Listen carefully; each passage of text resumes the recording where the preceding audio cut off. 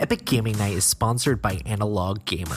Check out Analog Gamer for high-quality board game apparel. You can find Epic Gaming Night shirts and much more at analoggamer.com.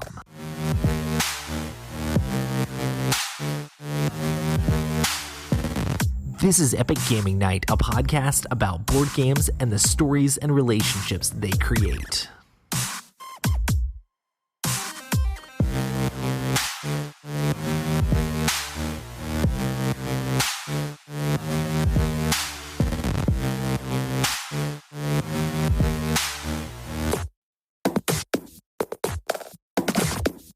Welcome to the Epic Gaming Night podcast, a podcast about tabletop games, but mostly board games.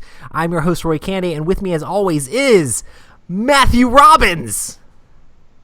I feel like there should be an addendum where it's with me as always, sort of. Exactly. Matt's back on the podcast, guys. Hey, Rob's also here. Rob's also here. In heart and in spirit. It's after a brief exile. After a brief exile to Serbia, all is well. He was enchained and imprisoned by a large corporation. Yeah, the good old Red Menace, as it were. Awesome. Both true and topical. What's crazy, we had tons of like messages and stuff being like, oh my goodness, where's Matt at? Oh my goodness, we miss Matt. And they're like, Rob's handsome and all, but we miss Matt's beard. We did actually get that a lot, not even joking. Like, hey, you guys are great. Sure would love to have Matt back. And mostly they're like, we just missed the yes. They're like, I'm missing that yeah in my life. Where's the yeah? Yeah. I was like, I should just get a sound clip of Matt saying yeah, and then it would just be for normal. My everything just replaced by a soundboard. Soundboard doesn't type up show notes. No, I'm just kidding. You can just do what I do and just copy paste it into a Google Doc from your email. Yeah, but your formatting is so much better than mine. Every time I look at it, I'm like, you man, type it on a phone. Matt's formatting. Nice. Dude, man, lots of exciting stuff going on. I guess we can... Today we're going to be talking about game rooms and setting up your game room and things you would like to have in your game room. But before we get into that, let's talk about some news. The first big thing is the Rising Sun Kickstarter has just launched. Can we go ahead? I'm not going to say... I'm sorry for interrupting, but I'm not. Can we go ahead and say it may not be the most successful Kickstarter because Kingdom Deathmatch at 12.8 million is going to be hard to beat. Yeah. But has there been a Kickstarter that has funded in under 30 seconds? Because I believe Rising Sun, in not like 15 seconds, not even joking, was funded. It was a little bit longer than that, but it was close. 17 It was seconds. Like really quickly. It was funded. Oh my goodness. But their funding was like $300,000. Yeah, so that seems wasn't like a very low funding level for a game. There's a lot of games that are way lower than that though. So it's actually decent. Like 300,000, I feel like a lot of board game Kickstarters would just love to have that much money, you know. I was like last night I was like messaging people and saying, "Hey, how far do you think it'll get in the first day?" And I'm like, "Man, it might even hit 1 million." It's already over like $1 million. It's ridiculous. Yeah, right now it's at like 1.2. I think it slowed down a little bit. It had backed and it funded, but they hadn't announced any of the stretch goals yet because the website, they said, kept crashing for them. And when I tried to get on there, right at 3:00 and like everything was crashing. And everybody was like, oh my goodness, Eric Lang and Coolmini not crash Kickstarter. I was having flashbacks to Mechs vs. Minions, which was ridiculous. We were having that whole text chain again, which I'm sure Matt enjoyed. I was just driving home. It's okay. You're like, just mute this real quick, and they're just going to keep talking about this game. I don't even know how to do that. I was just listening to music, and I'd be like, yeah, it's a really high part, and just get really quiet. Let me know I got a text message. And then I get really loud again, and I was like, okay, cool. You're just messing up your music experience. But yeah, I was like, how long is it going to be till it hits $1 million? Like, I think it's going to do it day one. Oh, it's past that. And then they put all the stretch goals up there, and like, it started ramping up again. Like it slowed down because they couldn't get the stretch goals up because Kickstarter kept crashing. And once they started putting stretch goals up, there's like been like 4 updates for the stretch goals that they're going to be. I think they're probably going to have to do a 5th one like here in a second because they're already getting to the next stretch goal. So yeah, they need to. And I don't like this whole stretch goal in sections. yeah. Yeah. You know, I like the old ones where you got to see it like the first 10 stretch goals and then they added like 10 more. But this one, they're doing like 1 or 2 at a time. And I'm just not patient, man. I want this stuff. Yeah. Well, they've been doing like 3 at a time because it's going up so high. So, I mean, maybe they were planning on putting the 10 stretch goals out there after like it hit funding. But maybe it's just going up so fast that they've already passed the first 10. And now they're trying to continue to put the next ones up. But yeah, it's pretty exciting. It definitely looks very interesting. The miniatures. What do you guys think about the Kickstarter as a whole? Have you looked at the page at all much, or? I saw it once you started texting like crazy, like, oh my gosh, and check this update. So I did see it a little bit. And for what I saw, it looks amazing. I'm super excited. The detail on the minis, like I was looking at one. It looks like a monkey that's sitting on its tail. There's like a monkey on a stick. It looks like my goodness, Son Goku or whatever is what people were calling it online. That looks absolutely amazing. So my favorite is like the giant panda bear. That dude looks awesome. Yeah. Did you see him? Yeah, I saw that picture that you sent. But then they have like a giant snake guy that looks like Orochimaru from Naruto. Like, it's pretty creepy stuff. They've got like a fox dude. They just keep adding more and more stuff. And of course, there's tons of Kickstarter exclusives, which is like, but that's why their Kickstarter is going crazy, is because they have so many Kickstarter exclusives. So, well, yeah, learn from Blood Rage. Yep. Yeah. So I think that's why so many people are jumping on this. Like, I'm pretty sure it has already passed Blood Rage's backer count, which is pretty crazy. So the question is it going to do like what Blood Rage did, where you can also purchase expansions and other stuff, or is this just going to be a standalone game? They haven't without announced any of that stuff yet, and it's kind of interesting because like you could was with the Kickstarter, could you purchase like the plastic upgrades and stuff for your thing? Was that like a separate thing that you purchased? There's a lot of plastic upgrades in this that are just like stretch goals. On Blood Rage, no. Oh, okay, gotcha. On Blood Rage, it was a stretch goal. However, Blood Rage did have things that you could purchase separately. Gotcha. And Zombicide does that on the Zombicide Kickstarters, where you can purchase additional characters or evil guys and stuff like that. And they also did that same thing for Massive Darkness. Yeah. Where you could purchase, like, I think I backed Massive Darkness at like $125, and then I spent like an additional $200-something on getting like a whole. And I didn't. And here's the crazy thing: I didn't even get all of the extra stuff. I didn't even get all of it. It's just there's so much extra stuff, and that's what's kind of bugging me out a little bit about Rising Sun, because I'm not patient at all.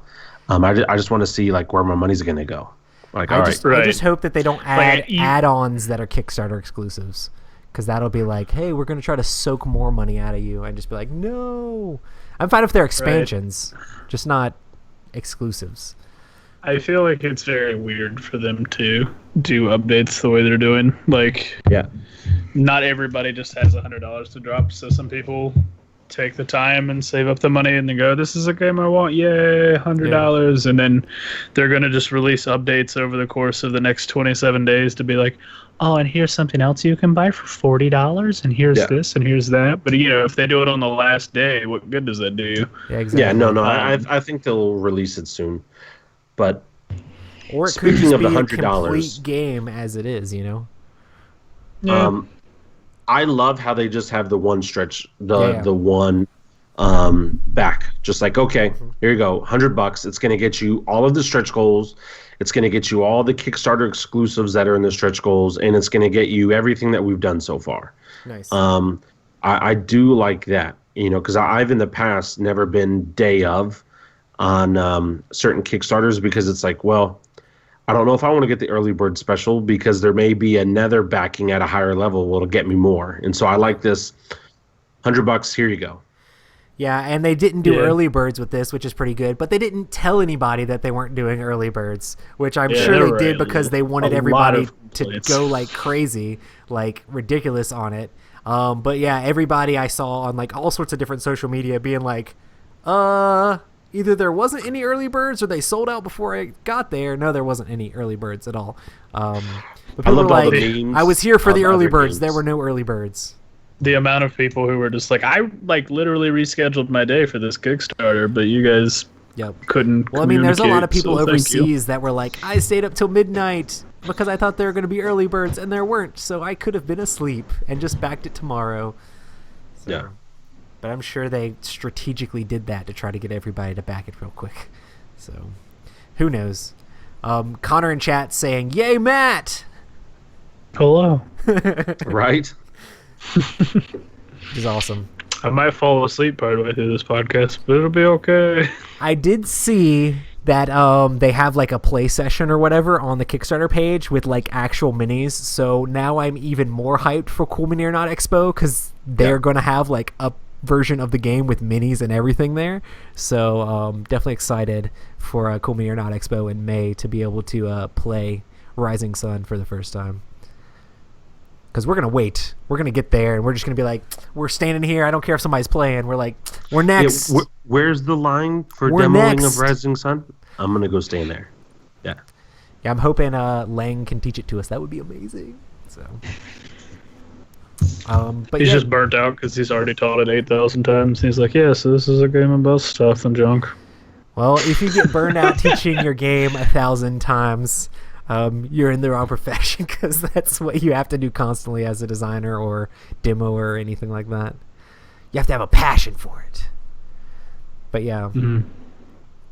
Good times. Well, the next thing I want to talk about is the Golden Geek Awards were announced on Board Game Geek. So I know you guys probably haven't looked at these yet, but I'll run them down for you, and you guys can give me your thoughts. So we'll just start with the big one since it's at the top of the list. Probably should save it for last, but not going to.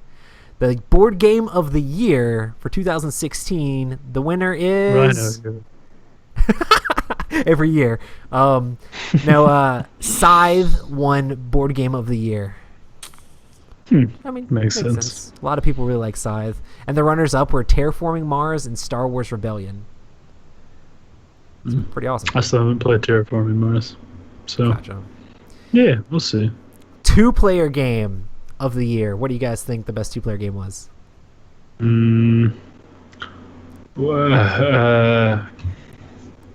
I just mentioned it. Dang. Wait, what? Star Wars Rebellion won two-player game of the year. Oh. And Okay. runners up were Arkham Horror the card game and Hero Realms. Then artwork and presentation. This one was kind of surprising because I thought it was going to be a toss-up in between these two. But Scythe actually got artwork and presentation, which the artwork in Scythe is amazing. But the runner-up was Yeah. Mechs vs. Minions and Inish, which I think Mechs vs. Minions, like, the artwork was pretty... I mean, the artwork was good, but the presentation for Mechs vs. Minions is ridiculous. Yeah. But yeah, Scythe won like most of these, by the way. Best card game. It's a good game. Best card game was Arkham Horror the card game, which you guys both have a copy of. We should play. Matt, we should play together. It'd be fun. And runner-up for card game of the year was Sushi Go Party and Clank. It's kind of interesting. Clank, I mean, it's good to see Clank getting some recognition. yeah, It's a Clank good feels game. so much like a board game. I mean, it's a deck building game, but it feels so much like a board game. But it's an awesome game. Yeah. Cooperative game of the year. Who do you think won? Probably Scythe. Just Scythe isn't a disregard cooperative any game. boundaries. What? Nah, could be. Could be if played you work incorrectly. together to build things. Yeah, man. Is Rob even there? Does he just have no Yes, I'm comment? here. Sorry, I just had a work stuff, but I'm here. I'm listening. Clank and best co-op game and Best co-op Scythe. game of the year. What is it, Rob? Best co-op game of the year. Oh, Mansions of Madness 2nd edition. The winner was Mechs vs. Minions, and runner-up was Mansions of Madness Second Edition. Shut up. Mechs and Minions is good, but Mansions of Madness is just better. I feel like just as like a straight-up cooperative game, I would have to agree. Like Mechs vs. Minions is fun, but it's like it is fun, but fun. oh my gosh, yeah. But I'm glad that it won something since it got. Well, it's also new. It's that shiny new toy. Yeah. There's never been another Mechs and Minions. This is the second edition of Mansions of Madness, so. And there was a lot of hype. There was a lot of hype that happened over Mechs and Minions when it came out. Yeah. So, whatever. Expansions was Seven Wonders Pantheon, and then Time Stories Prophecies of Dragons, and Dead of Winter the Long Night. That wasn't even their best expansion, though. No, not really. What, Prophecy of Dragons?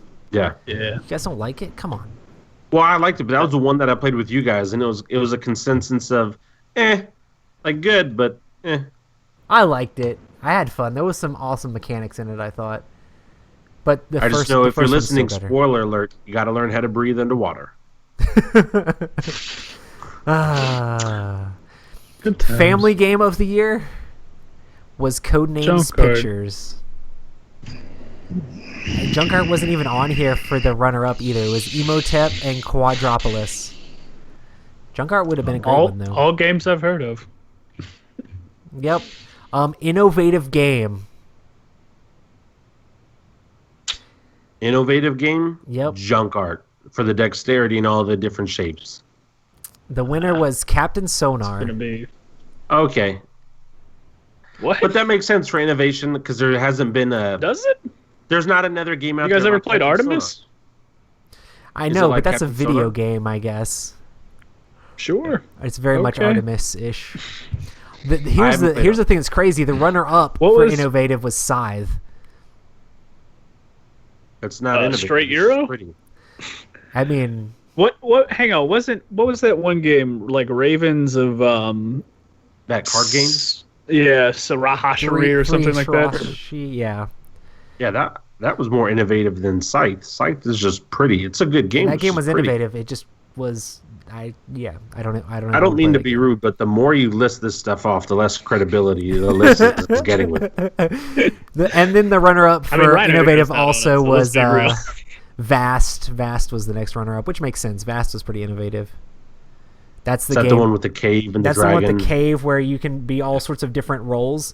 And you can be a cave. You can actually be the cave itself. You can be a dragon. You can be the knight. You can be like a goblins. You can be all these different roles, and the roles are all very asymmetrical in what you're trying to do to win the game. But I've heard it's a very hard game to teach because you have to teach everybody their specific job in the game. Party game was Codenames Pictures, again. And then runner-up was Captain Sonar and Secret Hitler. I'm just going to let you know for a side note, there's some stuff going on, so I may mute my mic on and off throughout the episode tonight. Got a bunch of work going on. Gotcha. Glad Matt's back. Hype. Hype. Print and play. Do we even need to read the print and play category? Star Trek Dice, Mini Rogue, and 30 Rails. Haven't heard of it. Solo game. Scythe, Terraforming Mars, Arkham Horror, the card game. Strategy Scythe game. is the solo game? It has like this Somebody's got a hard on for Scythe. It has this Automa thing in the game where Did it it's win? like a deck of cards or something like that where it like plays the game, and it's supposed to be really good to be able to play against. So it won. Scythe won? It won Over Arkham Horror? over Arkham Horror, the card game, which seems crazy to me. I feel like, Over Mansions of Madness Second Edition too. yeah, Mansions of Madness Second Edition didn't even get a runner-up, and I heard a ton of people talking about how good that is solo. I've played it solo a bunch. Strategy game, Scythe, Terraforming Mars, then Great Western Trail. Thematic game, Scythe, Star Wars Rebellion, Even then though- Mansions of Madness. Hold on. So when you're listing these off, are you saying them in the order of like first, second, third? So no, it's just winner and then two runners up. So Scythe is winning, Scythe is winning, Scythe is winning. Scythe that good of a game? I think it's fun.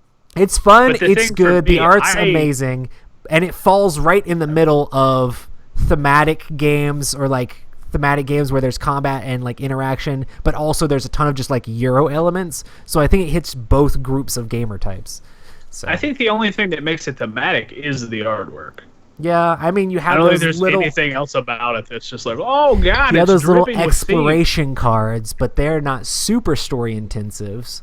But for me, it shouldn't have won thematic game because both Star Wars Rebellion and Mansions of Madness are way more thematic than Scythe is. I understand Scythe won all these other things, but I'm pretty sure somebody just went through, or like not somebody, a lot of people just went through and clicked Scythe for every single one of these because a whole lot of people must have done that. Yeah, but they didn't click our podcasts. Surprised it didn't win 2-player game too. War Game, a bunch of games I've never Scythe. heard of. Also Scythe. No. Falling Skies, The Revolt Against Caesar, runner-ups Liberty or Death, and I can't even say the name of it. Something, the rise and fall of some empire. It's war games. They're war games. Podcasts, Shut Up and Sit Down. They're pretty good. Rado Talks Through and Ludology. And then best board game apps, Twilight Struggle, Patchwork, and Mansions of Madness. Hey, at least it made it. That's interesting because when I think of board game apps, I think of a board game that's actually an app. So the fact that the companion app for Mansions of Madness, not companion app, you need the app to run the game, but the app for Mansions of Madness won that category. For some reason, I would just think of that as a straight board game app. Anyway, What is the app? What is the app in Patchwork? Just the game? it is the actual game, yes. And then Twilight Struggle is Okay, also so the that's- actual game. And normally that Okay. category you would think of as the actual game, but the title is just board game app. So if it's any board game app, Okay. Mansions of Madness should have won. But I didn't vote for Mansions of Madness on that. I voted for, I don't even remember, something completely different. Awesome. So that was the Golden Geek Awards. We did it. We made it all the way through. But yeah. Boo. Hey, Adam Sparkle said he voted for you, Rob. Shame. He said he voted for you. What? What did you say? Shane? Thank you, Adam. Awesome. Well, I guess we can go ahead and get into what we've been playing. I love you, Adam. So yeah. Do you remember what we played on Friday, Matt? Were you asleep? Nope. I don't. Up and down. Above and below. Oh yeah, that makes sense. Yeah, I don't remember how I got home. I'll be honest. Oh no. We didn't have a super short game night because Matt showed up and was like, I'm dying, I'm really tired, but I have chips. But they're Yeah, not man. very good chips. No, they're not. That's why I bring them to game night. I just pawn them off on the poor fools that come to game night. Where did you get those chips? I bought them at the store. Like, they looked interesting because I like jalapeno chips. And it was just like, yeah, tried a Cape different Cod bag of 'em or kettle something? chips.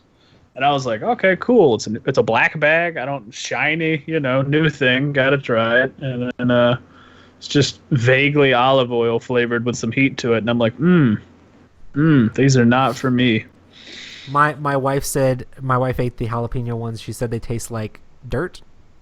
Like literally they taste very earthy. Yeah. And they're fresh jalapenos, so they don't taste like the jalapeno you would expect. They taste like Well, like what green. they do It tastes like the is color instead green. of making the like the salt mixture that they would, where it's just like salt and flavoring and stuff. Yeah. They're like, okay, cool. We'll just infuse olive oil with the flavor of whatever it is, and spritz the chips very lightly with them, so it tastes like olive oil with a small backing of whatever the flavor is. It's like, olive oh, oil. good. But yeah, we played Above and Below for people who want to hear us talk about podcasts.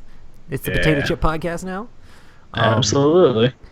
But yeah, Above and Below is always fun, especially when you have people that go on down in the dungeon.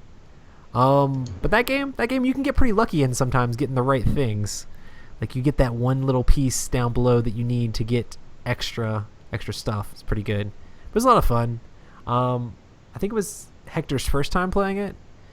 But yeah, I just like Yeah, I games think where you so. get to read the book back and forth.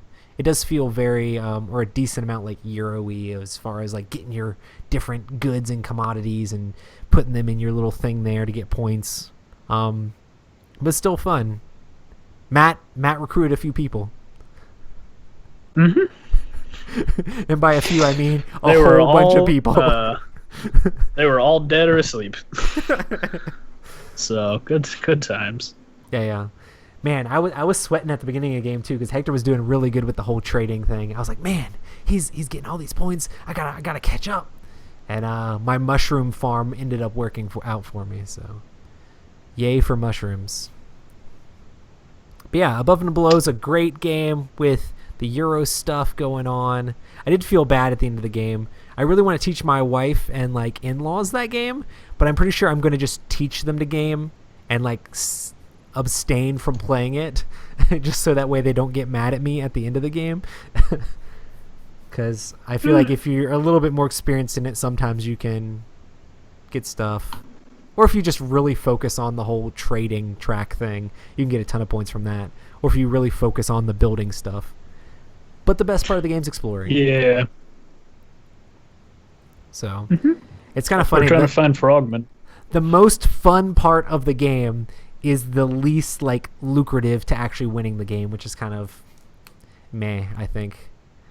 But as long as everybody is equally like exploring, then it's still pretty good, you know. As long as you're finding the right random items down there, you can actually get good stuff out of it. But then you're spending 2 people to do that, and you can spend those 2 people to do other things. And there's so many times you go down there and you just don't really get your bang for your buck for going down there, you know. So it's still a lot of fun though, reading the stories like Tales of the Arabian Nights style. Is terrifying. Which one? So Rising Sun? New update. Yeah. Oh no. It looks like the girl from The Ring, kinda. But you can kind of see her face, and it is absolutely terrifying. It is something else. It's not the one that's a stack of bodies? No, but I like that one because the minute, I don't know if you looked at it, but all of the women in that pile have effectively just have tentacles coming out of their mouth. Yeah, So good. Detailed as junk, man. Oh, that's crazy. Live Rising Sun Kickstarter updates. Good times. Awesome. Yeah. But yeah, besides that, I played some HeroClix with my son. We didn't play the full version of the game. We played basically HeroClix without the powers, and I was using the game basically just to teach him how to move a character on a board a certain number of spaces, because HeroClix is the superheroes collectible miniatures game where you can run around and attack each other, and you're basically just trying to knock your opponents out. But there's all sorts of different superpowers, and I was basically taking out all the superpowers and just playing it with just the stats of the characters, teaching him to roll the dice. I had these nice dice with like pips on them. I'd have him roll the dice to attack my characters, and he'd have to count up the pips and see if he actually hit me or not. It'd be like, you need a 7 to hit. And he rolls the dice and gets like an 8. And I'm like, you got 8. Count it up. And he counted all, or I'd tell him to count it up and he'd be like, I have 8 or whatever. And I'd be like, so did you get 7? And he'd be like, yes. So I was using HeroClix to teach my son how to count pips on dice and how to learn numbers and how to do good with taking turns. And we're still working on the part of not being too sad if your character dies. Because he's beat me every time we play, because I normally give him guys with more points or whatever, so he has an advantage. I was wondering why he was crushing me so bad, because I was just letting him pick whichever characters, and I'd just play a couple little ones or whatever, and he was just crushing me because his characters were just such higher point value than mine. But last time we played, I killed Batman, and that was the end of the world. He didn't want to play the game after Batman was dead. I'm like, but you're winning. Like, literally, you killed one of my guys, then I killed Batman, and then your other guy can easily like roll if you just roll the dice, you're gonna beat me. All you have to do is roll the dice. He didn't want to roll the dice because Batman was dead. Batman was dead. He didn't want to roll the dice with this character. He was playing like Dalshim or whatever from Street Fighter, the dude with the stretchy arms, however you say his name. I don't know. Matt might know more than me. I don't know if you know Street Fighter or not. Anyway, Dalshim. Yeah, that guy. He was playing that guy, and I'm like, all you have to do is have him roll the dice. He has no damage on him. He'll hit me if you roll good enough, and you'll win the game. No. Batman's dead. The end of the world. But it's still fun. Learning good sportsmanship and not freaking out when your characters die is part of growing up. So, and I also have to try to not be too rough and things like that. No, it's not. So, Good sportsmanship isn't a good thing to learn or teach your kids? No, man. Come on. I'm still trying to learn that myself. Awesome. But yeah. Rob, what did you play? I played Zombicide Black Plague by myself. I played last night. I brought everything out, and I told my wife, because I had appointments all night, and I was like, listen, when I get home, I don't care what I say. Make sure I play this game. And so, did you already have it set up before you got home? No. I just had the boxes out. I was I've been running and working and going, and so I decided to play one of the campaigns. I had a lot of fun. I played the Places of Interest campaign, and the first quest I did was the Temple of Fire. It's one of the campaigns that came out with the Kickstarter and stuff like that, and since I got the Kickstarter, I had the PDFs. Sorry, I'm yawning. It's just been a long several weeks. It was fun, but I'll tell you this. I don't like playing games that much by myself where I have to do absolutely everything. And here's what I mean, absolutely everything. Like, I had to take care of all the bad guy stuff and the good guy stuff. Like, I think if I played Mansions of Madness, it would be okay because of the music and the theme and everything else that's going on. I did a whole Monty Python and Search for the Holy Grail cast. Nice. So I had Sir Lancelot and I had King Arthur. And then I had the guy, I can't remember his name, but he was the one who wanted to get spanked by all those women, all the nuns. No. Yeah. Can't remember.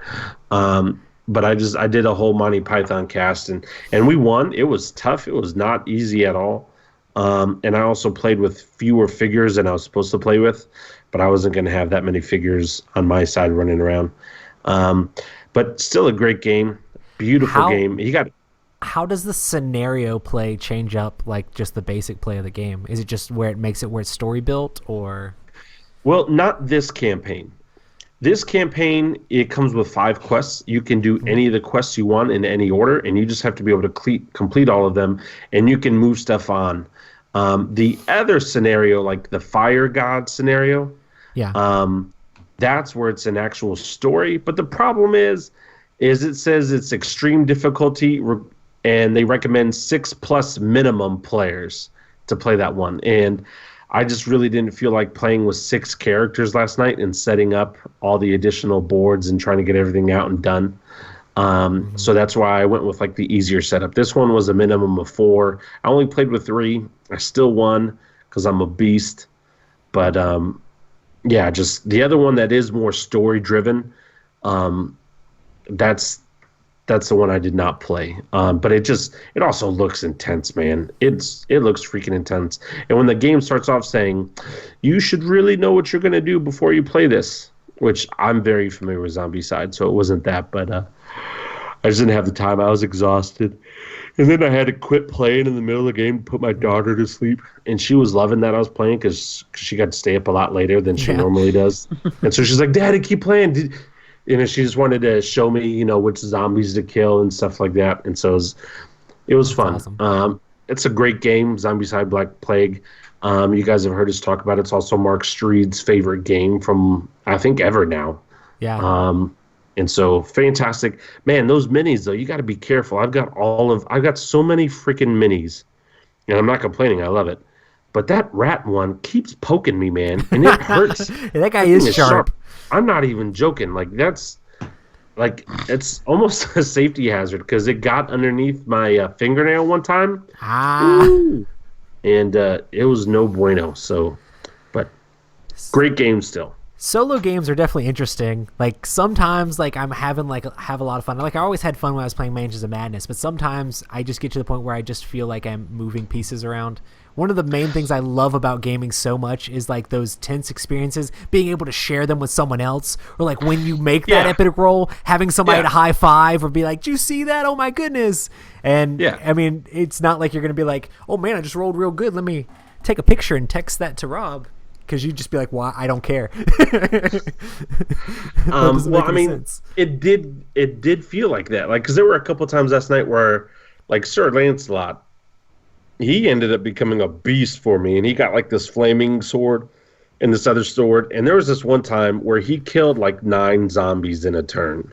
Uh-huh. And it was just amazing. And I was just like, oh, who can I share this? I know. So that was like the downside.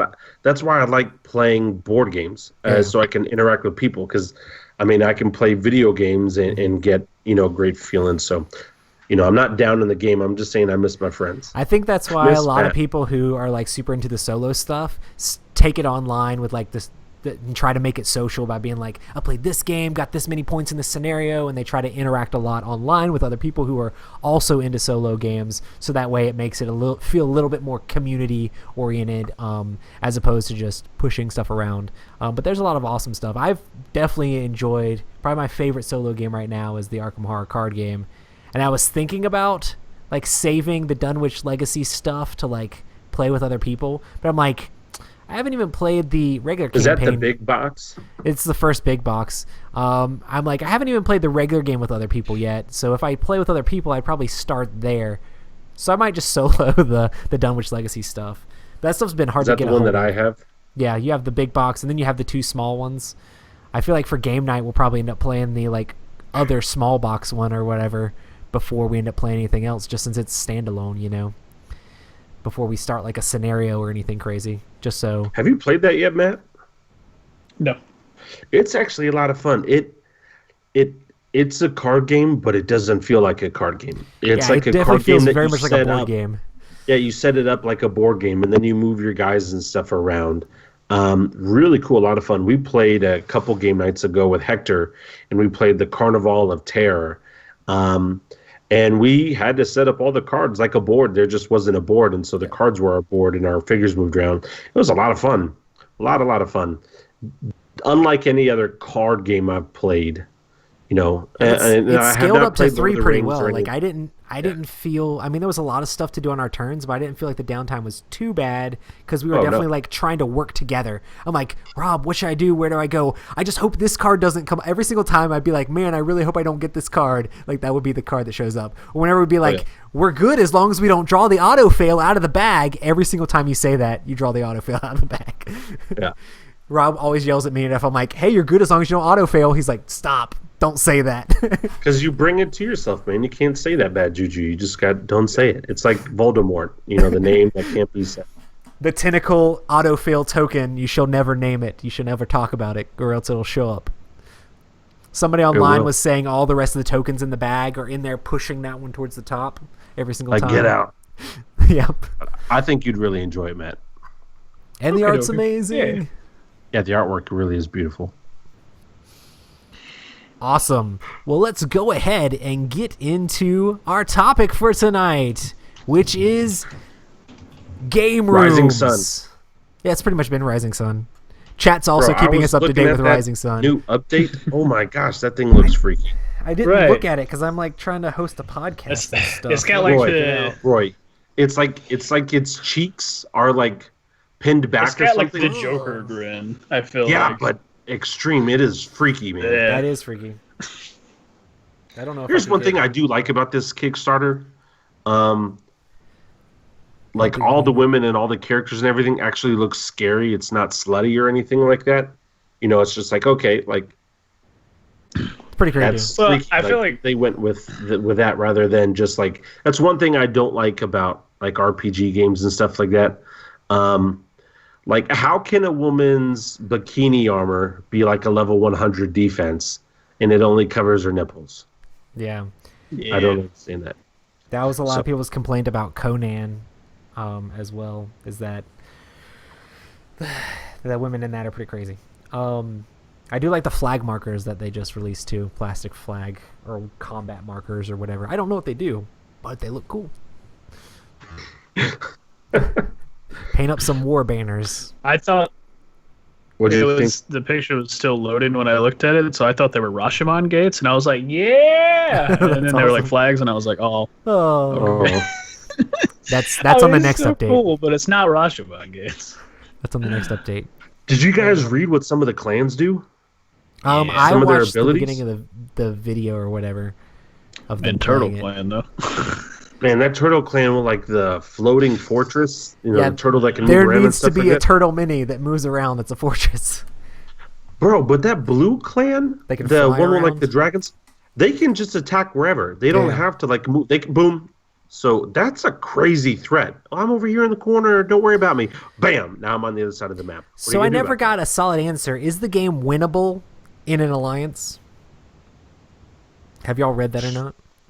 that? Nah, man. I was just looking at pictures. That's one of the main questions I want to know is like, can you actually win the game in an alliance? Because that makes it a lot different. Like Game of Thrones, you can ally and help each other out a little bit, but you cannot win with other people. Yeah, it's the first one to So- 7. But Game of Thrones, there isn't official alliances. In this game, there's literally official alliances, where you're trying to get your ally to do specific things so you can follow off of those things, and you have the little yin yang markers where you put your different colors together. Looks pretty awesome. Well, I also think they're probably going to add a 6-player expansion, kind of like what they did for Blood Rage. What was Blood Rage, like up to 4 players, and then they add a 5th-player expansion? It's gonna be rough. Yeah. It's gonna be rough if you're playing 5 players and the other 2 groups team up, and then you're just like, well, I guess I'm the odd man out. I guess I just get to not be allied with.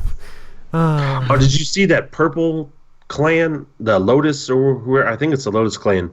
Like, yeah, basket head guy. they can they can like No, the he's political Lotus. track. They can completely Yep. screw people over. They can make Roy. If I read this correctly, they can literally make their political thing whatever they want it to be. Nice. So, like, let's say you have 5 options. Your card is based off of your card. Theirs is whatever of the 5 they want to choose. Like, Nice. that is really crazy. And they were even saying in the comments, like, that's the clan to, like, not betray, because then they can just come back and just, like, wreck you politically. I saw some people on Instagram being like, this game looks like Game of Thrones, the board game. I'm out. And I'm just like, this game looks like Game of Thrones, the board game. I'm in. Like, why would... They're like, I just don't like diplomacy in games. I'm like, what? What? Yes, please. This game looks like Game of Thrones, the board game, except for set in feudal Japan, has monsters, and is typically, in my mind, going to be better. Yeah. No offense, Rob. Don't say that too close to No, Rob. I love Game of Thrones. I wish they would do more with it. But, I mean, I would Yeah. definitely say that this game is prettier. They could have monsters in Game of Thrones if they wanted to. Mm-hmm. There's little monsters in the books. They don't do it. Absolutely. So, Awesome. I'm with you, Matt. Well, Hey, we man. got Yeah. back on the track of Rising Sun. I guess let's talk about our topic tonight, which is game rooms. What do you think are some requirements for a good game room? Japanese flag to Japanese symbolize flag. the rising sun. My game room is wrecked. I've already failed. Nah, it's fine. Do you want an honest opinion or like a ha-ha for the podcast? I want opinion? whatever you think. Good air circulation. Yeah. Hey, man, My that's something game people don't room think is lacking that, which is actually pretty terrible. I know you guys are probably like, I'm never coming over to your house again because there's been too many hot summers and cold winters. I try to do the best I can. Another thing to piggyback off of that is to not have a room that has positive pressure issues. To where if you open or close the door, it creates like a suction vacuum, so like all of your cards and stuff go flying. I just happened to think about that when Rob was like, good circulation. And I was like, yeah. Hey, but not having good circulation and having to put up fans makes Rhino Hero more exciting. Yes. Technically correct. Yeah. There's a bunch of things, though, that make a good game room. Bunch of things. Do you want me to... Are you looking for a list? You got to have some sort of table, like any sort of table in a game room. Nah. I, for a big long time, table. played D&D, like my dining room was my game room back in my condo that I used to live in. And I had like my game shelf with all my D&D books and like a few board games and stuff up. This was when I mostly played Dungeons & Dragons. And we just used the dining room as my game room. So when we moved, my wife was like, no board games in the dining room. Which wasn't always followed. Yeah, not always followed, but still. No, a good table and good chairs. Yeah. Listen, I'm a big guy. I know I'm handsome. There's a lot of me to love. Yeah. But, like, don't invite me to come over to your house on, like, a little wicker chair. I'm not going to stay long. I'm just going to be honest. I'm like, hey, man, I'm going to check out the chair situation. And then I'm just gonna be like, I just wanted to come by and say hi. I'm not going to tell you that I'm insecure and I know I'm going to break your chair. I'm just going to say, hey, man, just wanted to say hi. I've hello. lost so many chairs. I've lost so many chairs. Like I can't even count the number of chairs that have just been ruined at my game nights. But Hector hooked me up with some like big metal chairs. They're not the most comfortable chairs, but they're stable, and that's the main thing. But they're comfortable for that peace of mind, knowing I'm not going I can afford to laugh in this chair, because if I laugh or shake anything in one of those wooden chairs, part of it's coming down. Yeah. So I get over the flat metal surface very quickly, knowing that it's going to be there all night.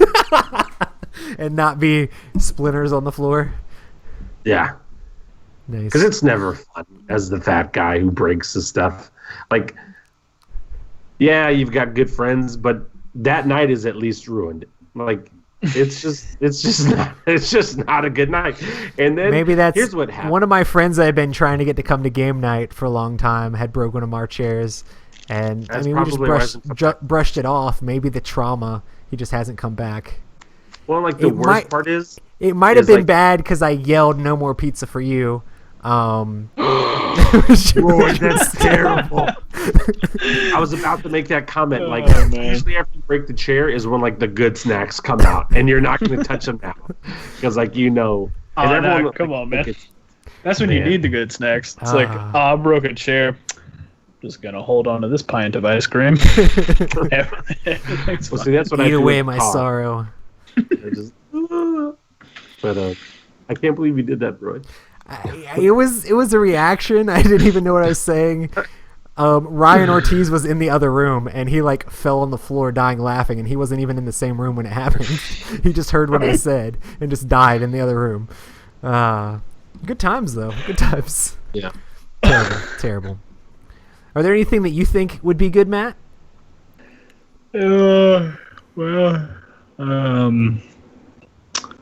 People to play the game.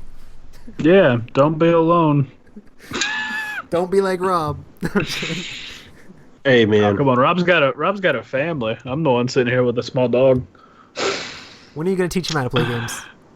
Well, probably not. Bro, if you ever do film that, you get so many hits on YouTube. That's a fair point. Teaching your dog to play Rising Sun. Just make money from like advertisers. I think you need easily accessible power outlets. Yeah. For all of the various charging needs that might arise. Especially whether it be traditional RPG games. Yeah. Or if you're playing like some D&D and you get your spell book on your phone and you're like, what do I have to, like learned for today? And you're like, okay, cool. And then next thing you know, your phone's on like 10 battery and you're like, Yeah. Some of those apps will completely destroy your battery. Like it's nothing. Yeah. Another one for the fat boy column, or let's just say the handsome people column, is space. Hey. Like it's never fun when you feel like you're playing in a closet. Yeah. You know, it's nice when like you can actually move around and it just doesn't feel claustrophobic, because my clothes already feel claustrophobic and so does a lot of other things to me. So it's nice when I can go into a big room and not feel like, you know, I'm just completely engulfing the room. So I know you recently got a new place, Rob, and I got my house forever ago. But when you were looking at a house, did looking for game rooms come into play when you were looking at different houses? Absolutely. Well, for me personally, I've always wanted my own space, and my game room is going to be beyond just board games. Yeah. The man cave. Yeah, it is going to be that. And like I'm going to eventually have like a little movie theater down here and a ping pong table and a foosball table and like my board game area, because I've got a really big basement. But That's one of the reasons why I agreed to buy this house is because we saw it and I saw how much space I had. And she was like, as long as you let me do whatever I want upstairs, you can do whatever you want in the basement. And I was like, done.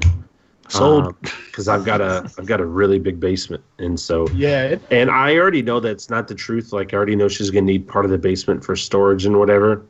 And so in the back of my mind, I'm already making like little check marks like, okay, I know I can live without this corner over here and without that. But to answer your question, yes, Roy. It for me personally, but that's just me and my lifestyle. I like to, have that space, and I do like to have people over. Matt's been to my house. You've been to my house. I will eventually have a game night at my house and stuff like that. But yeah, I do like to entertain, and I think of space to entertain. Nice. How about you? Yeah, I think when we were looking at houses, I remember looking at a lot of houses and being like, oh, this would be an awesome game room, or that would be an awesome game room. And, like, the house that we ended up going with, like, didn't necessarily have a specific room that was going to be super good for being a game room. Because, like, when we first, like, my game room's currently in the garage, which is not necessarily good because there's no heating and air conditioning in my garage. So I have heaters in the winter and fans in the summer, and it's kind of meh because I have to, like, turn it on and try to condition the room before people come over. And then, of course, my board games are sitting out in the, like, humid heat during the summer, which is not necessarily good for board games. But I think when we got the house, I thought I was going to use one of the bedrooms upstairs as, like, my game room, which is just hard to, like, have people go upstairs into a bedroom. And then we had kids, which is a completely different story. Well, and that immediately takes the room. That's exactly what happened to me. Yep. As soon, like, I loved my last house in Arkansas. It was beautiful. It was nice. It was big. And as soon as, in fact, I was in my game room when my wife told me she was pregnant. I was in there. I was playing a game. And she walks in, and I was playing online. Now, I was smart. I did pause and stop the game to be like, what? But, like, after that conversation of we're pregnant, like, within an hour, it also came up, we're going to need to turn the game room into a nursery. Why? Nobody ever sleeps in our guest bedroom. I'm in the game room all the time. Why do we need to do that? Nope. The game room now needs to become the nursery. So I love the fact that I have this big basement, that I can at least have a corner of it. Even if she ends up taking 3/4 of the basement, I can still have a corner where it's like no girls allowed. Then she'll come take that corner, and you'll go, okay, gotta build a shed. She probably my will. Shed. My kids will probably end up taking my corner. That's what'll happen. Like my current game room now, Matt, where we played Seafall, all this is going to be the kids' play area. Okay. Yeah. The dark, dingy spot where like the mold and all the other stuff is, that's going to be my corner. But the nice spot with all the lights and everything right now where I have everything set up, no, this has already been predestined as the kid play area. Because we have. What about your giant den upstairs? That's not good enough. That's not good enough. We've got over 2,000 square feet upstairs, right? But no, that's going to be like the family den room. Well, okay, why can't the kids play in there? No, they just need a designated place. It really comes down to where's the spot we can put the kids where we don't have to pick up toys every night. We can do that in the basement. That's it. Yeah. That's where what can it we put is. the toy box that it isn't? Like if company comes over, we can clean up upstairs very quickly. We don't have to worry about cleaning up the basement if company comes over. You could just throw away all the toys and just give them calculus books. Bro. Just kidding. Solid investment in their future. Sure. Then by 17, they'll be contemplating killing daddy, going on a shooting spree. And they'll be way smart enough to do it without getting caught. I don't know. By the time they're 17, we'll have like Minority Report. Kid will get arrested before it even does it because they'll know the thoughts in the future. Pretty much. So what do you guys think about gaming tables? Oh my gosh. I love them. And I have awesome news. Oh, you solidified some gaming table info? Yes. So one of my clients who's buying a house, I was at their home inspection for part of my day today. And during the home inspection, I was just making small talk. I was like, hey, blah, blah, blah. How you doing? How's everything going? Everything's going great. So what do you guys like to do for fun? And he was like, oh, we like to play games. And what? You like to play games? What kind of games do you like to play? It was like, oh, we like to play board games and we like to play some console games. I was like, really? You play board games? Huh? I also play board games. So anyway, long story short, we started talking about all these board games. He wants to play the next time we play TI3. Oh, but he is a set designer at the School of the Arts here. Nice. And he does custom artwork, but like in lamps and tables and other things like that. And he was telling me one of the things that he would love to do is just make private customized board game tables. And I was like, oh my gosh, one of the things I would love to do is buy a private customized board game table. This is so great. You buy a house, I'll buy a table. That works. And I can cut you a discount because I'll advertise on my podcast. Yes, for sure. So, but he was actually showing me some of the pictures of some of the things that he's done, and he created this chair, but the feet of the chair are like eagle talons around like balls, and like he hand did all this, and it looked beautiful, and I was like, carves it or whatever. Like, did you really do this? And he was like, yeah, this is what I do at the school for the set props and stuff. I was like, oh my gosh, I will definitely keep this in mind. That's awesome. So I said, let's close on that property. Let me get that paycheck, and I'll be calling you, buddy. Shipping it right back. It's like, hello? That's awesome. So anyway, I want one. I think it's essential. I love yours, Roy. I love the idea that it's big, that you can get 8 people around it comfortably. I think that's very important. And so a good table is important. Yeah, one of our listeners was asking about the table. And they're like, hey, your game table, did you build that yourself? And I was like trying to tell them, hey, my wife built it and stuff like that. And I was like, we talked about it in a podcast a while back, probably almost a year ago now, a little bit less than a year ago. But he's like, oh, man, I'll have to go back and look through it. So I thought I'd retell the story of my table. So my table was built, but not by me. My birthday last year, we had my birthday party, like game day, normal game day. And then I went to the beach. And when I came back from the beach, there was a gaming table in my game room randomly. And I was like, what? And my wife's like, oh, yeah, we made you this board game table. So she went online, found like directions on how to build this gaming table made specifically for like tabletop gaming. And then she went and worked with her dad to create the board game table.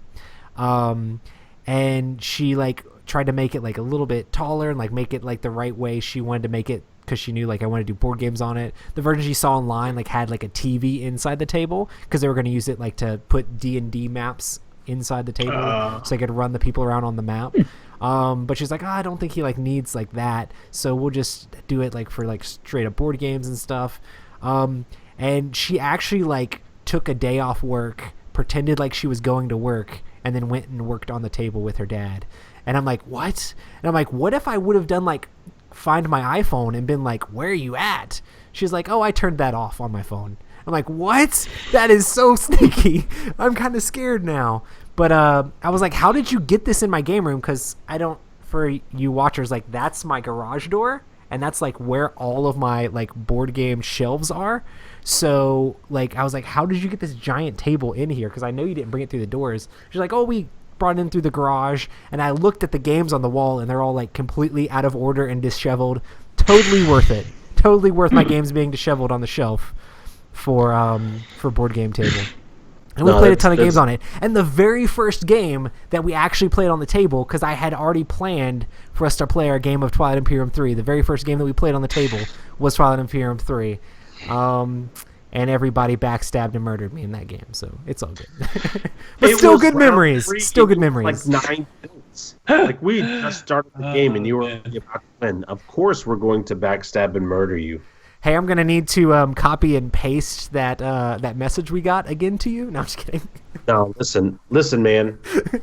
Listen. Can I address that message, Matt? Do you know what he's talking about? That text that he sent us. I do. You probably have to give the listeners some contest. Also, remember, it is a listener that sent it to us, so be nice. Oh, I'm going to be nice. And I am very thankful to all of our listeners, every single one of you, especially all of my super handsome listeners out there. You know you're all beautiful. But long story short, we had a listener write into the show saying, hey, guys, love the show. An amazing new listener. Love the show. Been listening now for not too long, but I'm catching up, and just wanted to ask real quick, why is Rob and Matt always giving Roy a hard time for winning? Don't know what's going on. Aren't you supposed to win the game? Isn't it the objective? Blah blah blah.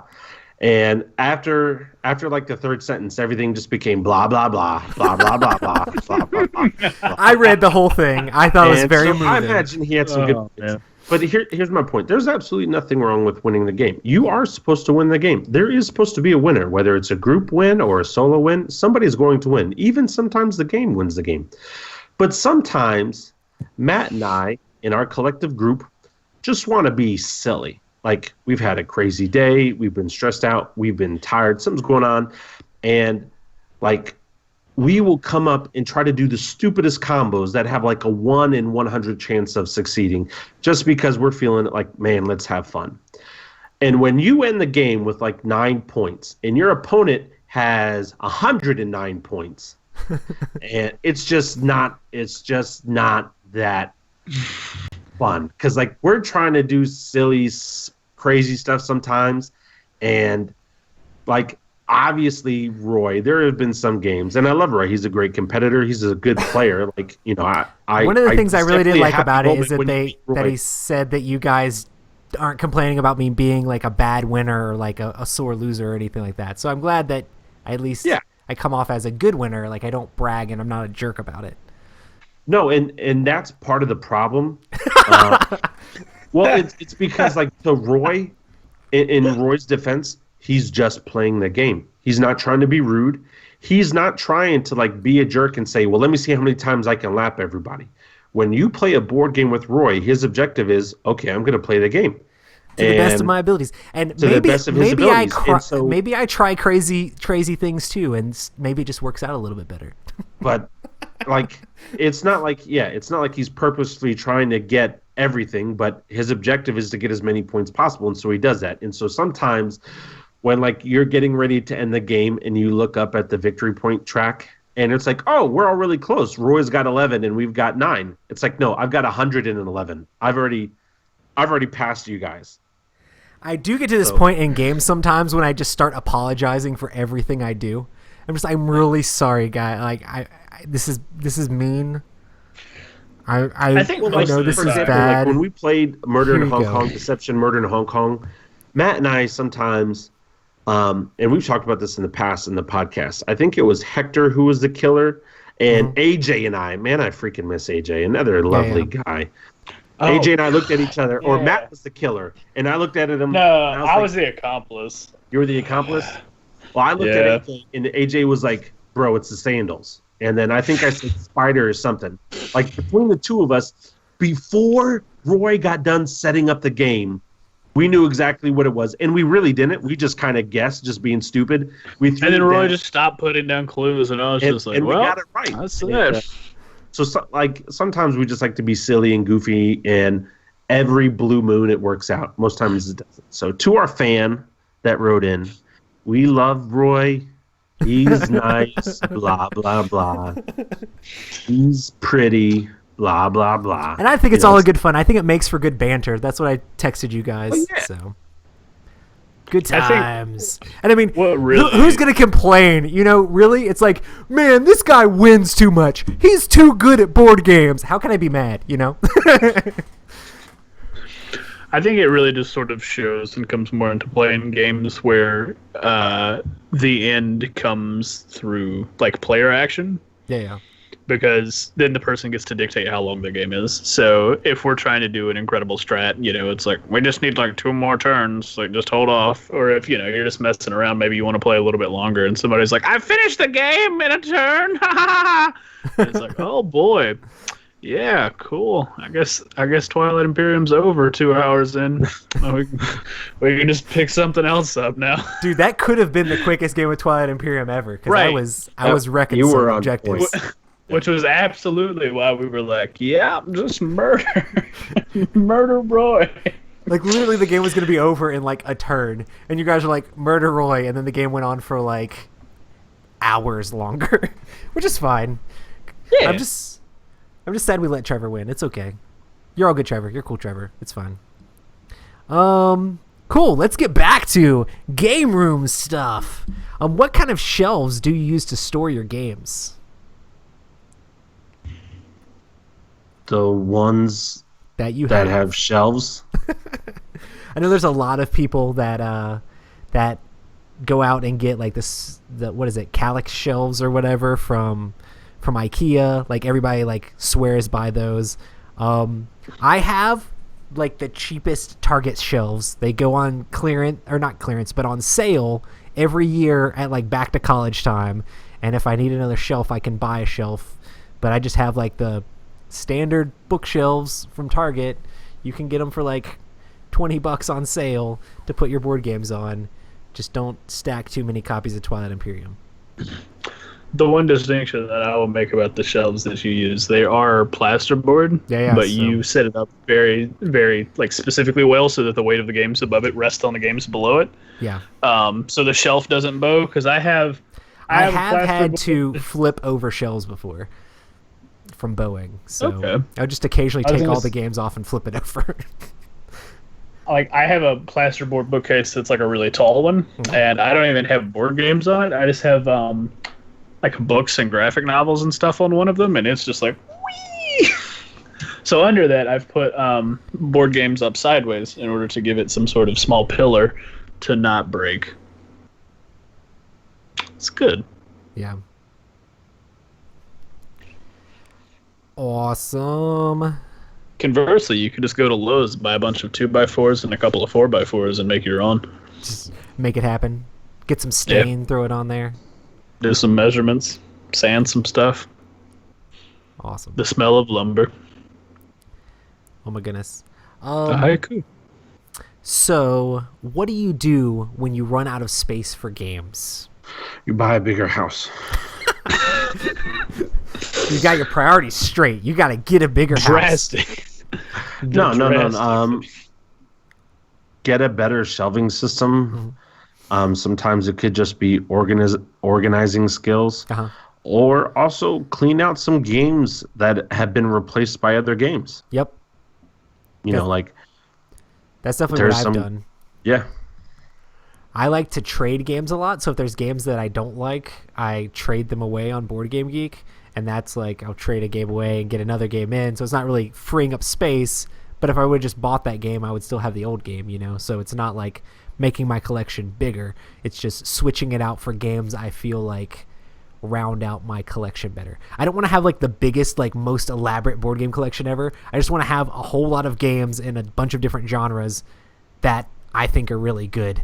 And can fit different situations. So I'm trying to like have the perfect game collection, not the biggest game collection. And perfect for me, because there's a lot of people that be like, there's not even a Euro on their shelves. What's wrong with you? I'm just kidding. But yeah, and then get rid of games. I've literally had to like drop some terrible games off at Edward McKay's, like a local like used book place, because like no one would even buy them because they were just so lame. So, and they gave me a couple pennies for it. Not a couple pennies, but you know, got a little bit of trading credit, which I could trade for another board game. Be a good times. Yay. Matt, you run out of space with all those board games you got over there?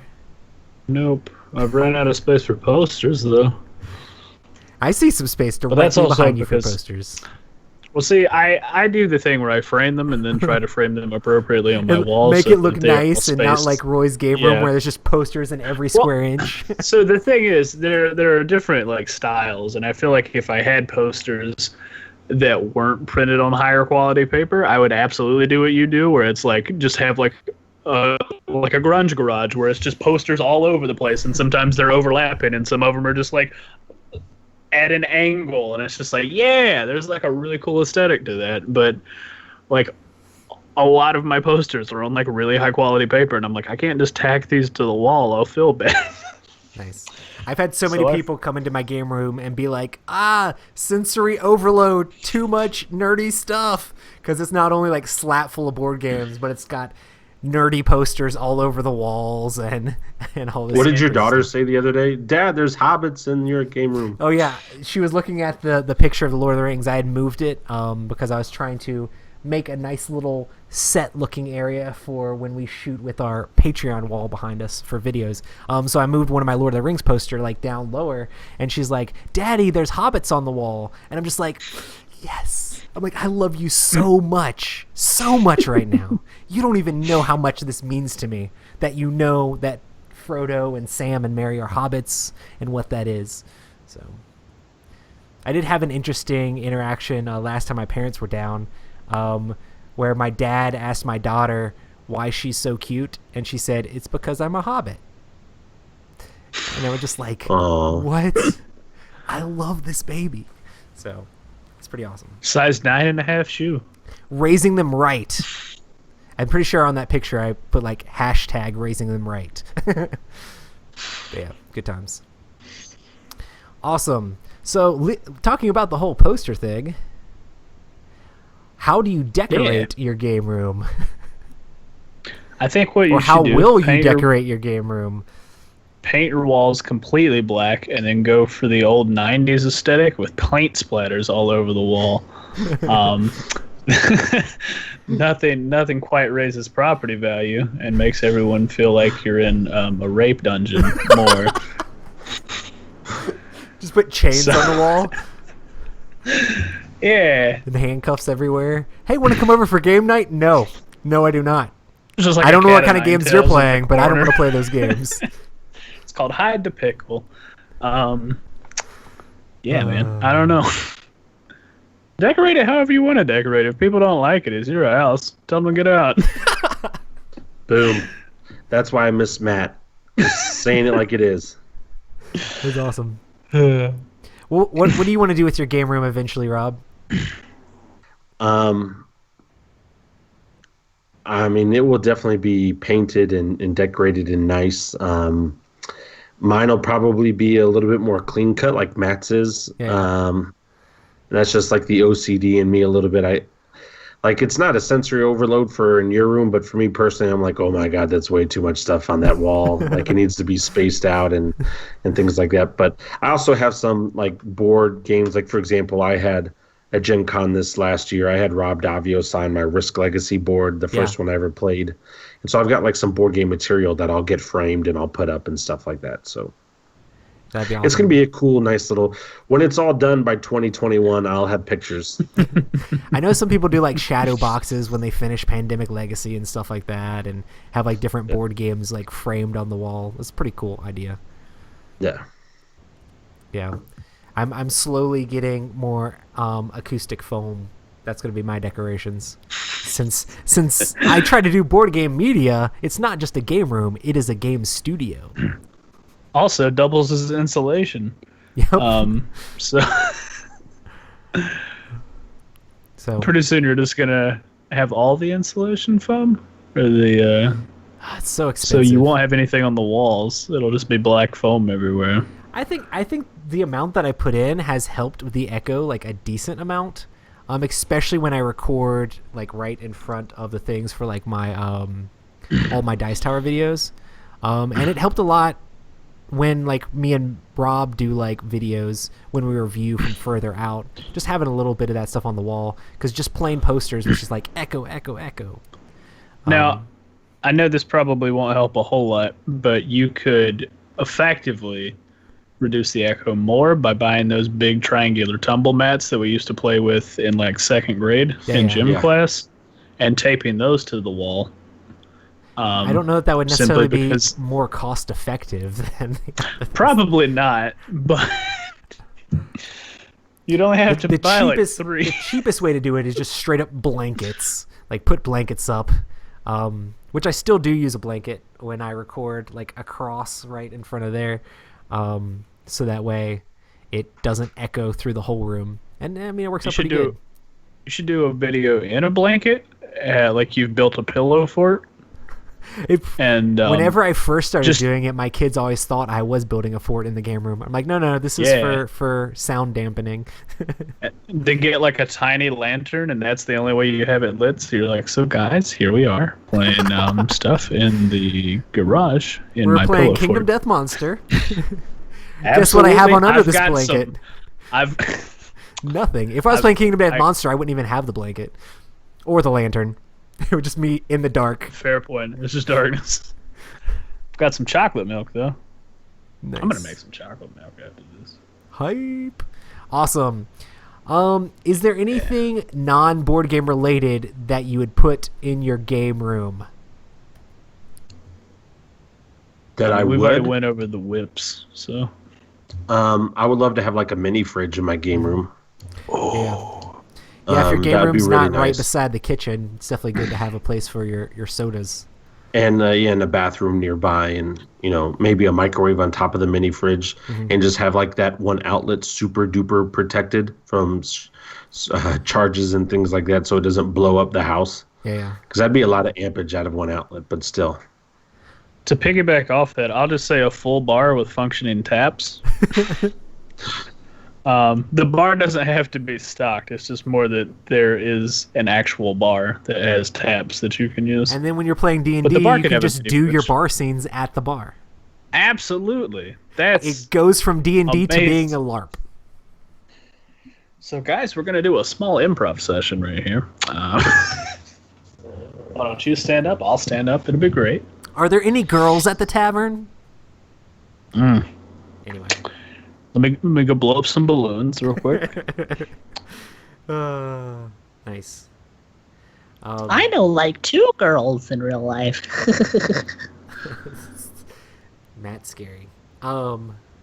Yeah. But yeah, I think the mini fridge is a good thing. One of my friends that I used to play D&D with all the time, Guy, he has a mini fridge in his game room, which is like in his basement, and he just like every like couple weeks or whatever, like every other week, he has just people bring sodas and they restock the fridge, so that he just always has a fridge stocked with canned sodas all the time, and whoever comes over and plays games, there's sodas in the fridge. It's pretty awesome. That's awesome. Pretty solid. He also, like, his daughter does like things with their school for like the can like tops or whatever. Yeah. So her Oh, school yeah. gets reimbursed for like the little can tops, so he has tons of those. It's pretty funny. Be a good time. Awesome. Yeah, I just think food stuff. Outside of your normal things, that's what I would love. So if money was no object whatsoever, how would you upgrade your game room? Step 1, it would now be the living room. It's big space. Yeah. Lots of space.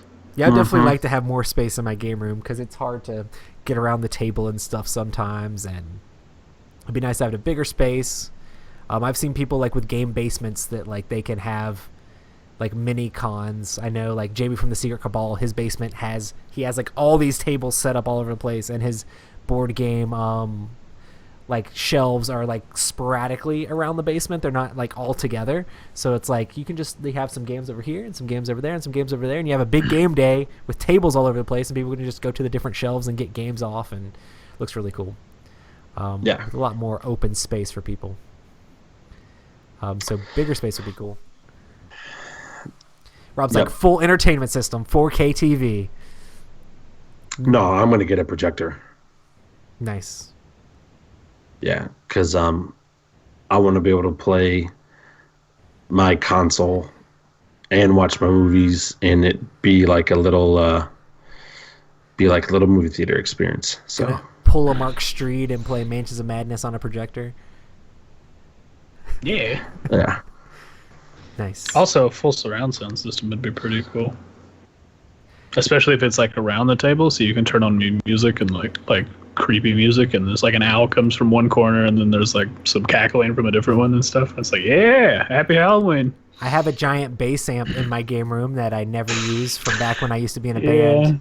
And I have been known to do the Escape Curse from the Temple soundtrack through it, and it's stupid. Like, it's really dumb. Like how You need more acoustic foam.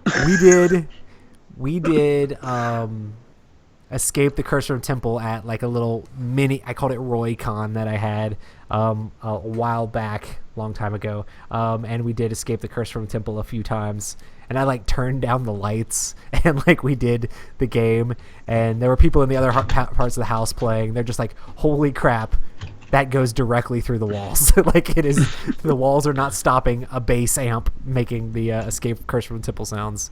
Escape. But yeah, that game's crazy. Yeah.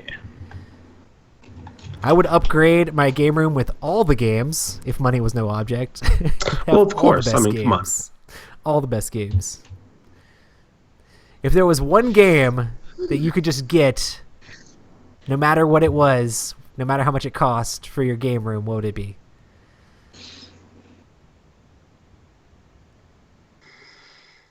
For me, it would be the first War of the Ring Collector's Edition, because that thing is ridiculous. Have you seen the first War of the Ring Collector's Edition?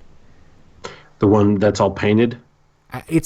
They recently made another one that's all painted, but the first one is all painted. The board's of course bigger. It's got like leather bound like rule book and all that stuff, but it comes in a giant wooden box, and it looks like a giant book, and you open it up and it's got like trays for every single thing, and it's like just this giant wooden book with like the crest symbols for all the different Free People factions on the front of it, and like it says like War of the Ring, but it says it in Elvish instead of like in English. It's just overly ridiculous, and it's overly expensive at this point because there weren't that many made, and cool people like Stephen Bonacore have copies of that.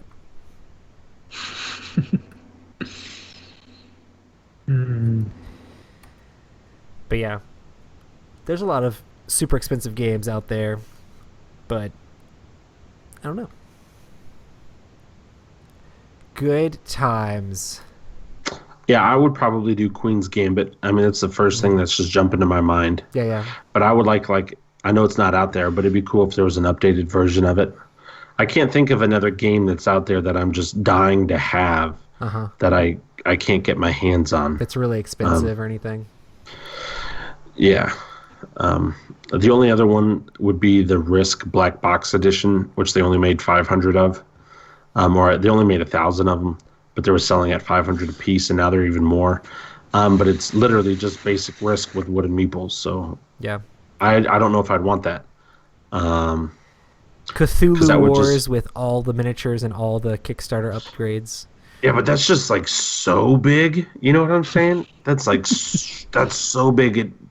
It looks sloppy to me. I'm supposed to be playing that in a couple weeks. My friend Dustin has everything, and he invited me. I want to know what you think about it. So we'll see. I've heard that the game is like not that complex or whatever. So, but he has all the stuff for it. So I can't imagine that it's not complex when you have all the stuff for it. You know. So I guess we'll see. Chat says HeroScape. Yes, I'd take my answer back. I totally forgot, and I shouldn't have forgotten because it was on my top 10. I would love every single one of the HeroScape minis, and all of the terrain. That game is awesome. It is absolutely amazing. What do you determine as all of the terrain? Because majority of people that are super into HeroScape have multiples of like the same like core sets over and over, so they can just. But have there's more some and more that come with castles and towers, and forest, and like the different landscapes. I would want enough terrain where I could make any world that I could think of, like almost Minecraft. Like come on, let's do some crazy stuff. Mark from Mega MooseCon says electronic game table would be awesome. Back when Microsoft was doing the Surface as an actual coffee table, and they were demoing that you could run like some like 4E style like tabletop games like grid based on it, and I was like, yeah. And then I think they've ditched that for the HoloLens now, but that would be pretty cool, like an interactive table. Now chat says they love you, Rob, for HeroScape. I love them. Awesome. Well, I'm guessing this has been a podcast with Matt on the podcast. Hype. Yeah. Thanks so much for checking it out. We do want to say thank you so much. We launched our Patreon exactly last week, and I was pretty stoked. There was a ton of awesome people that got on there and backed the Patreon, and thanks so much for everybody who checked that out. If you don't know what Patreon is, it is a crowdfunding site where you can pledge to help out content creators, which is super helpful, and I'm pretty stoked about what it's going to allow us to do with everybody who's been on there so far. We do want to shout out a few people. If you guys want to shout out these people that I have listed on the thing. All right, how about you guys go first, because I'm replying back to this client right now. I can go first. I want to give a shout out to Trevor. You might beat us in games, but you were awesome. Boo. Trevor's so supportive of like the podcast and stuff. Like he's a great friend like us. Even though he comes over and plays games with us, he's definitely given us and like beats us in games. He's definitely given me like an opportunity to play like a whole huge wide variety of games because he gets like all the games in. And being able to have an awesome person like that come in with all the different games, I'm not sure if I'm his guinea pig and he just wants to try out all the games on me, or if he's trying to help out the podcast so that we have more games to talk about. It's probably a little bit of both, but I love it. It's awesome. So Trevor's super supportive, and you're a great guy, Trevor. If you've never heard me say Trevor's it before, a great guy. You're awesome. Shout out to Levi Thornton. Fun name. Thought it was an actual famous person, so I did a quick Google and could not find any famous person. He's not famous yet with that name, but with him backing us on Patreon, he is very famous to us. So. One day, speaking of famous people, don't let your dreams be dreams.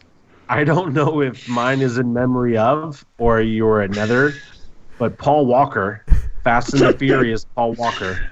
Good times. You slow down a little bit when you're driving in sports cars. He was a passenger. But no, shout out to Paul Walker. Listen, that's the problem. He should have been driving because we know he could have handled that turn, no problem. It's just going to be somebody with an unfortunate name. Like, no, everybody makes that joke. But this person is amazing, and Paul Walker, we appreciate you regardless of your affiliation or of celebrity names or anything. We seriously, I repeat everything that Roy said. We thank you so much for the Patreon and for what you're doing and for putting up with us. You know that we're crazy and we're silly and we're goofy, and just thank you very much. So shout out to Paul Walker and all of Paul Walker's friends. He's famous. Paul Walker's famous. Y'all need to be nice to him. And Paul Walker's mom and any loved ones in his life, you should make him cookies. And if you want to do a shout out to Paul Walker and Matt's name, give him some blocks of cheese. Different types of cheese. And so, this that's to you, Paul. Love you, big for guy. audio listeners, Rob kissed his hand and threw the peace sign. Awesome, guys. Well, if you want to actually check out our Patreon and are interested in supporting us, just go to patreon.com/Epic Gaming Night, and all the supporters there are super awesome.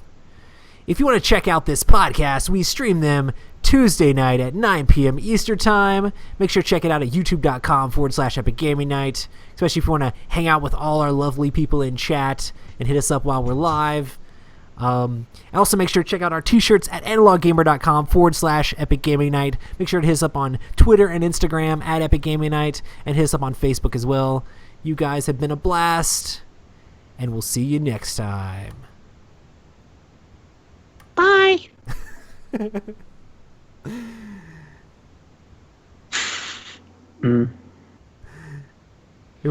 Rob's normally the guy that says all the crazy stuff at the end, but he's I've got super all my working. clients and stuff. And I'm like busy trying to find the file to play for the outro. Boom. You know what? Crazy Peace. stuff. Paul Walker, Vin Diesel, Michelle Rodriguez, Ludacris, all of them. Luda. Sorry. Yeah. Awesome. So who's the person in chat of the week? Jordan Hill says it's his first time watching live. Jordan Hill's the chat person of the week. He just started watching live, and you're the chat person of the week. Hype. Boom. Thank Adam you, Sparkle's reign had to end at some point. Sorry, Adam. Hold on. Adam Sparkle's reign does not end. He just shares a time of the week with other people. Oh, okay. But Adam Sparkles is always up there. It's our just chat like is just sometimes a timeshare. Yeah. He just you buy into it. You get your time. Adam Sparkles and Darth Grader, in my opinion, are like always contenders. Yeah.